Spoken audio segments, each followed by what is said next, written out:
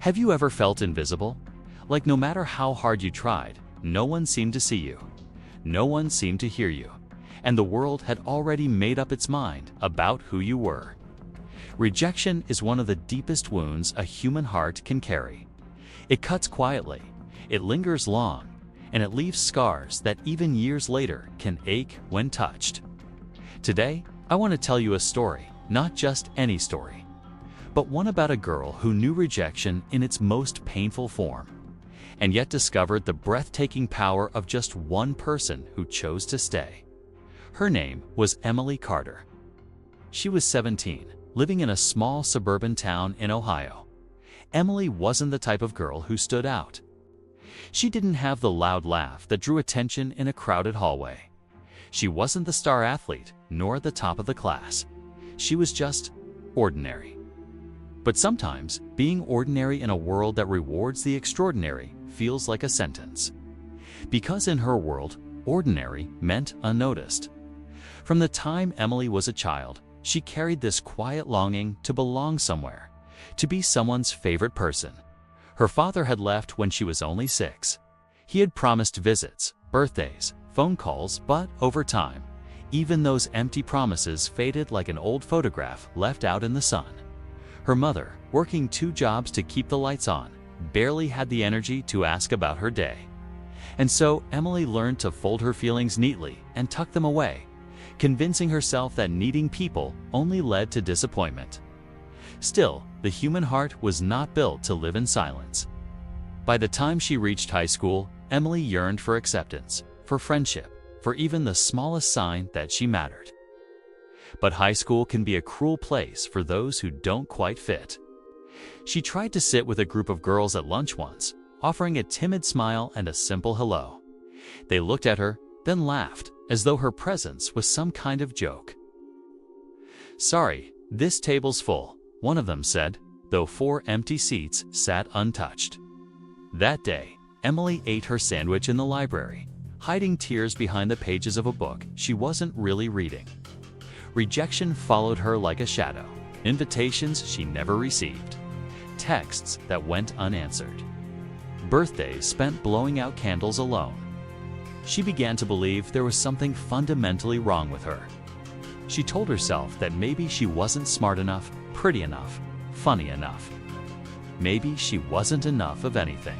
And the more she believed it, the smaller her voice became, until it was almost a whisper in the crowded noise of teenage life. But here, as where the story shifts, because life has this way of introducing people at the exact moment we need them most, even if we don't recognize it right away. For Emily, that person was a boy named Daniel Hayes. Daniel wasn't the most popular kid either.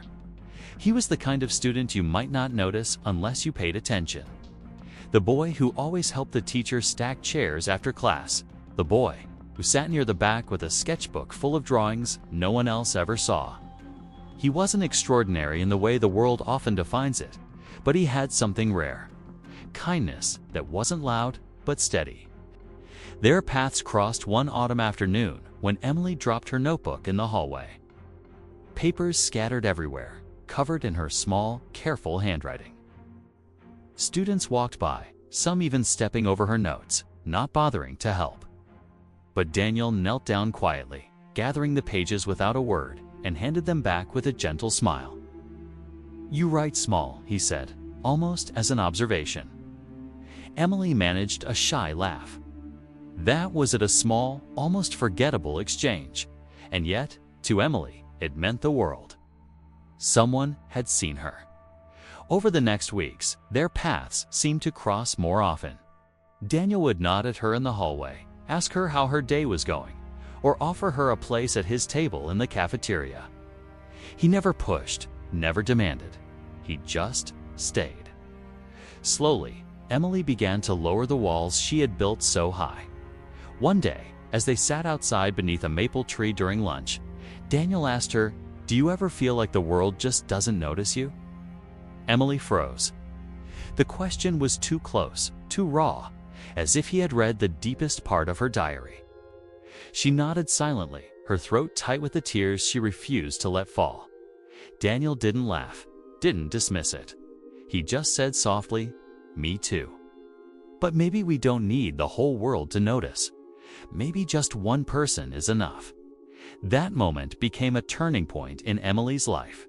She realized something powerful. Rejection may have shaped her story, but it didn't have to define it. Because as long as one person chose to see her, one person chose to stay, she wasn't invisible anymore. Still, the road wasn't easy. Emily had spent years believing lies about herself, and it's not easy to silence voices that have echoed in your mind for so long. There were days when doubt crept in, whispering that Daniel would eventually leave too, just like everyone else. But Daniel's quiet consistency taught her something profound, that love doesn't always announce itself in grand gestures. Sometimes it's simply in showing up day after day. As months passed, Emily began to change. She spoke a little louder in class. She raised her hand when she knew the answer. She even auditioned for the school play, trembling with fear, but determined to try. To her surprise, she was cast in a small role. For the first time, standing under the stage lights, she felt like she belonged somewhere. And in the audience, she could see Daniel clapping the loudest, his smile wide, as if her victory was his own. But life has a way of testing us, especially when we begin to heal. For Emily, the test came during senior year. College acceptance letters arrived, and one by one, her classmates celebrated their futures. Emily, on the other hand, faced rejection after rejection. Every envelope that arrived carried the same crushing words: "We regret to inform you." The old familiar pain of rejection returned, threatening to undo all the progress she had made. She sat in her room one night, surrounded by crumpled rejection letters, whispered into the silence, "Maybe I really am nothing." It was then her phone buzzed. A message from Daniel. "Look outside." Confused, she peeked through her window. There he was, standing in the cold, holding up a poster board with messy handwriting that read, "College's Dan T. Decide your worth." "You do." Tears streamed down Emily's face as she rushed outside.